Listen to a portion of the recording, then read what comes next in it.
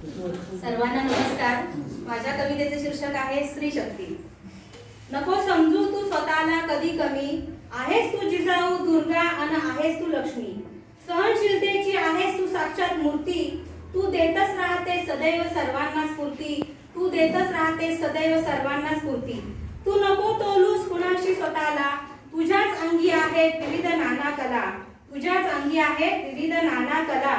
तुझ्यामुळेच येते घरपण घराला, तुझ्यामुळेच येते घरपण घराला। तू नसलीस तर होते परवड कुटुंबाला, तू नसलीस तर होते परवड कुटुंबाला। दिसण्यावरून नकोस तू लेखू स्वतःला कधी कमी, दिसण्यावरून तू नकोस लेखू स्वतःला कधी कमी।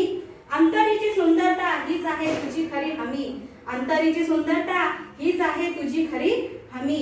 सखी तूच आहेस माता अन जननी, सखी तूच आहेस माता अन जननी।